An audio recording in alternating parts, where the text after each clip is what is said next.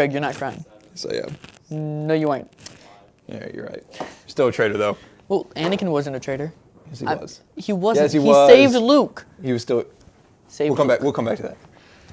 Hello, Trojans. This is Greg Haggerty. And I'm Joe Wheeler. Welcome to Front and Central.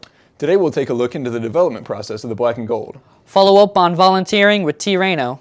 Talk about some more clubs with Talia. And get a sneak peek at Central's production of Footloose. Let's kick it into gear with the crew of our school's award-winning newspaper, The Black and Gold.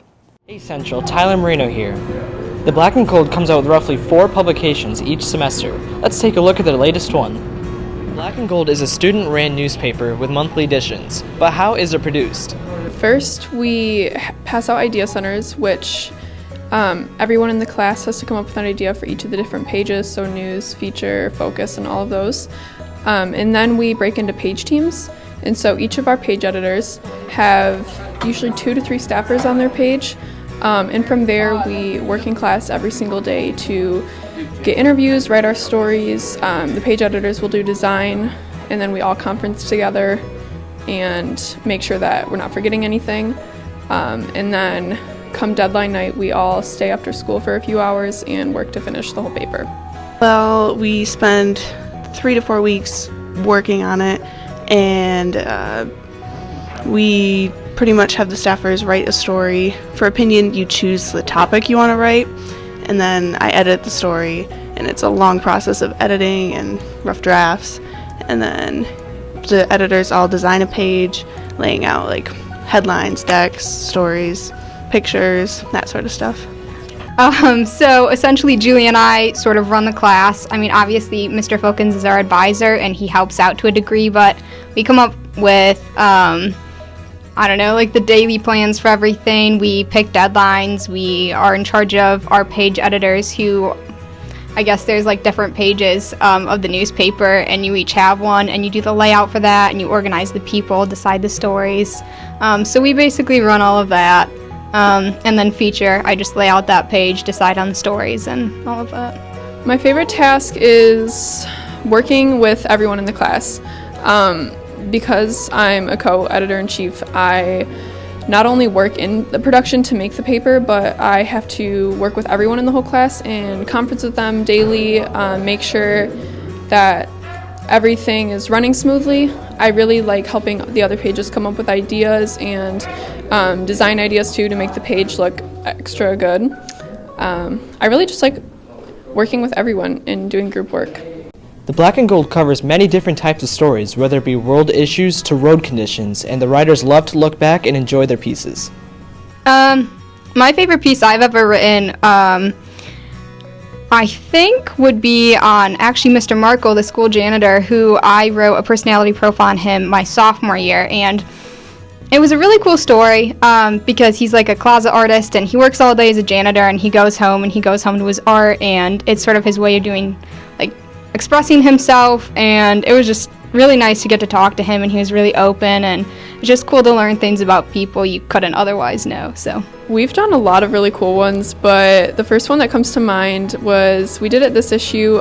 It was I think the 3rd issue, kind of fall trends, and our feature editor, my co-EIC, Maddie Miller, she did an awesome job laying out the page. We featured a few different students about things they were wearing for fall, or we also talked about cool coffee shops in town. I really like the design on that page, and the content was really diverse. The Black and Gold dates all the way back to the early 1900s and still remains a well-organized publication, evolving with the years, and so do the struggles that come with it. Meeting your deadlines. If you don't meet your deadlines, you're kind of setting the editor back, everyone else behind, and then that causes for a really stressful final deadline on usually Friday nights. I mean, I guess it's different for everybody. I don't think that it does appeal to everybody, but I think that sort of my focus with the paper this year is really focusing on design and making it more magazine-like, because I think that kids pick up a paper and they flip open the page and they look at the design, and whether they like the design or not sort of determines whether they're going to read it. I think that they should be more interested in sort of knowing about the different things going on at our school and in our community, but I think that the design is the biggest focus. 100 years is a long time for a student newspaper to thrive, and let's hope for another 100 good years with the Black and Gold. Reporting for Front and Central, I'm Tyler Marino. I wish we were that organized. We literally wrote this script last night. Winter has been pretty harsh this year. With crazy amounts of ice and snow clogging up the roads, it can be pretty dangerous, and we wanted to remind everyone to drive safe out there. And since you're driving around, you might want to check out the upcoming Central performance of Footloose, which we happen to have an exclusive preview for. Hi, I'm Alex Pierce, right here in the brand spanking new Central High School auditorium where the first production of Footloose is about to happen January 28th. Now when you think about musicals, you think about all the time and effort put forth towards it. But what if you don't actually have the auditorium to practice in? We weren't able to get into the auditorium until probably a few weeks ago now. And so that has been really tough, just like getting everything together in this new space, because obviously we've been practicing for a long time, but it changes everything when the whole space is changed. I mean, it's an awesome stage and we're really excited, but it's definitely thrown some curveballs at us. Well, our auditorium didn't get built until December, and we normally perform in November, so it's been extended 3 months, which has been an adventure, but it's almost done and performances are coming up, and I think it's going to be worth it. We're all so excited to have such a beautiful stage now, but it was rough. We literally didn't even step foot on the stage since the past 2 weeks ago, and that's crazy. Like, that's unheard of, if anyone can relate to that, because we have so much blocking and so many little things that we haven't done yet that we have to do. I wouldn't say difficult, but not being able to use the stage, we've been needing to improvise basically with like using the cafeteria at the middle school and stuff like that. So to spend, 5.5, 6 months in different spaces that weren't the one we are going to perform in made it very tricky when it came to spacing and learning things. Also, this year we've had a lot of, sometimes people can't be at rehearsals, and that happens every year, and that just makes it harder again to learn what we're doing. So once we actually got on stage, we had to figure everything out and like where to go and stuff, and it was like really complicated. Oh, definitely spacing, because we haven't gotten to be in the space very long. So just trying to figure everything out, it's been really tough. What some of you may not know is that the choreographer of last year's performance is actually the director for this year. Well, we have a new director this year, and she was our choreographer last year, and I loved her, so I was so excited she was going to be taking care of the whole show. And I mean, we haven't done a more modern musical in a really long time, so I was really excited for that. I was just kind of jumping at the chance to be able to work with all of these students after being their choreographer last year for Music Man, and I really wanted the challenge of directing them in such a contemporary show as Footloose. Challenge has been that we've been at East Middle School in the cafetorium rehearsing, we've been in the orchestra room rehearsing, and that we haven't had a stage, not having a set until last week because we didn't have a stage to be able to work on. So yes, we've been rehearsing for a very long time, and the show will be amazing.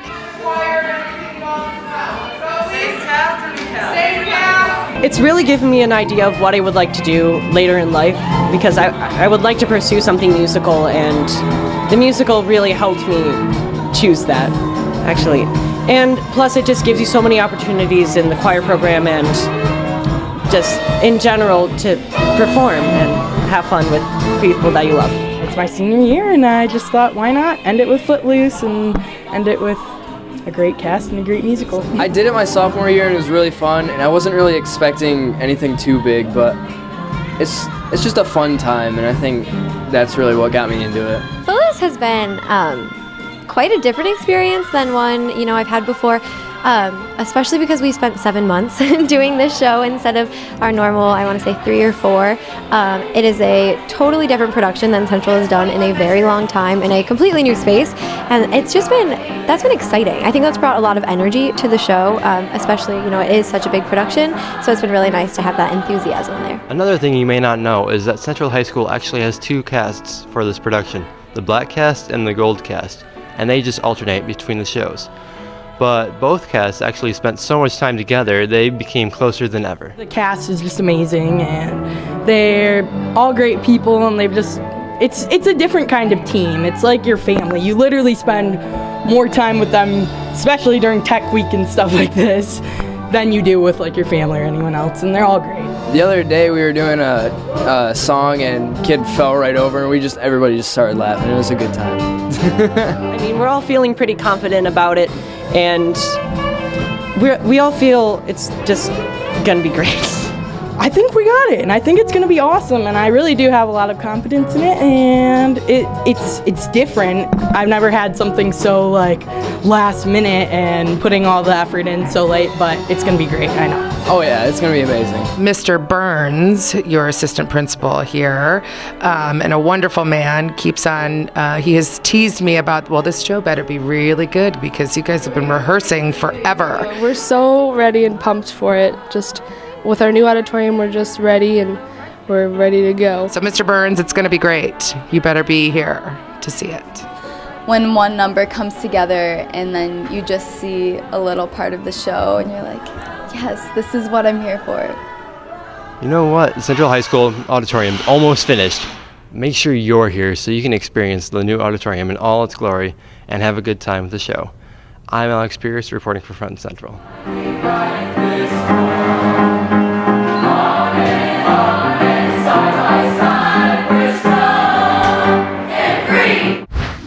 First performance of Footloose will be Thursday the 28th at 7 p.m. The show continues through February the 7th with evening performances scheduled for Fridays and Saturdays and matinees on Sundays. Tickets are $12 for students and senior citizens and $17 for general admission. The box office in front of the auditorium will be open from 3 to 6 p.m., Monday through Friday, starting this Monday, January 25th.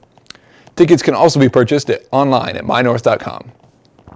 Front and Central would like to extend congratulations to the Trojan of the Month students for January: Cam Warfel, Selena Korzek, Gabe Miller, Maria Luciani, Sage Ringsmith, Gage Wood, Ben Sherwin, Carl Pegstein, Megan Puckett, Katia Childs, Emily Clemens, and our very own Joe Wheeler.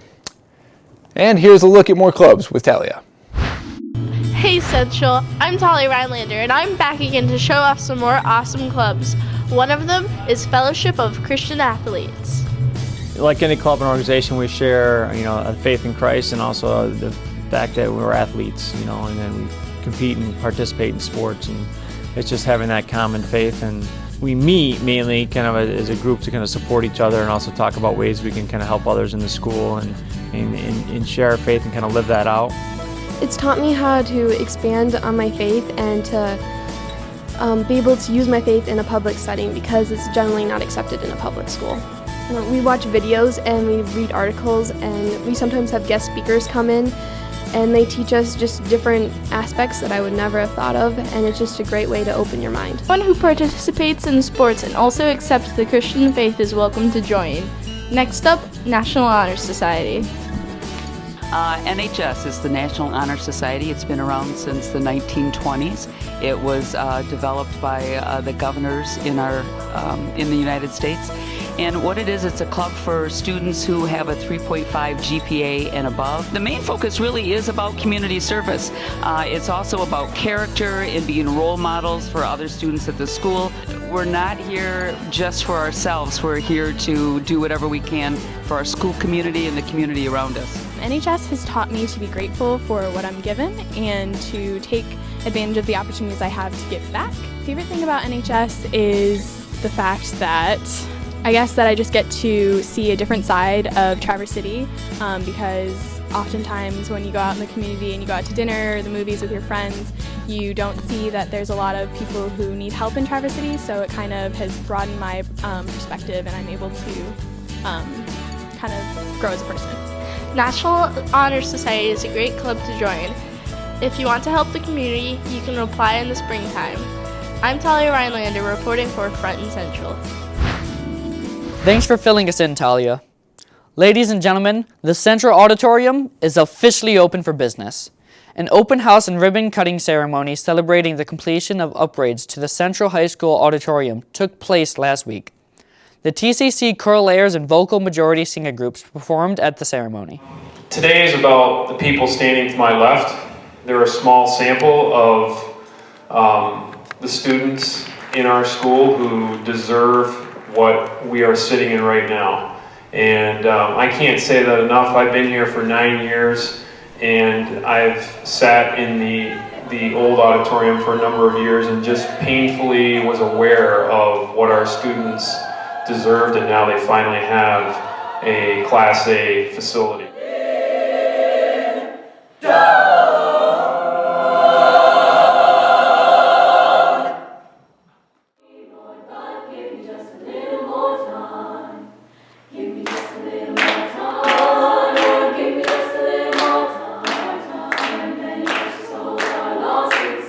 The renovations included updating the 50-year-old electrical system, replacing auditorium seating, constructing an orchestra pit, and replacing the outdated and failing sound system.